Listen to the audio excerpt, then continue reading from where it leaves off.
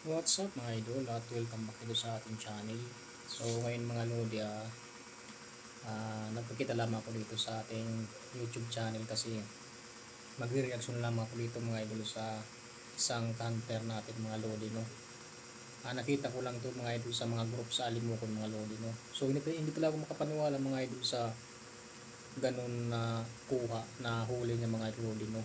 Talagang sa pagka tagal-tagal ko mga idol na mga ngati, hindi pa ako nakaranas ng gano'n na makahuli ng 5 sa isang sit up lang mga lodi na sabay-sabay. 5 talaga mga lodi, no. Ang nakakamangha pa nito mga idol, yung pulot niya mga idol, hindi naman masyadong mahaba. Pero nagkasya yung 5. So nangyayari lamang yan mga idol pag marami talagang alimokon sa lugar na hinahunt mo o hindi pa mga wais. So kahit mga idol hindi magaling yung pangati mo, talagang dadapo yun. So nakakagulat lang mga idol kasi hindi pa ako nakaka-experience ng ganun. Nakakaapat ako pero nakakawala yung iba. So karamihan kong nahuhuli 3 lang yun. So ito mga lodi, ang galing mga lodi, no. 5 sa isang sit up, tsaka sabay-sabay pa. Hindi yun pa isa-isa, talagang sabay na 5. So panoorin natin mga idol. So kaunti lang mga lodi yung niya, yung maiksi lang yung video niya kasi sinare na lang niya doon sa sa Alimokon group, sa mga group, kumbaga share lang yun.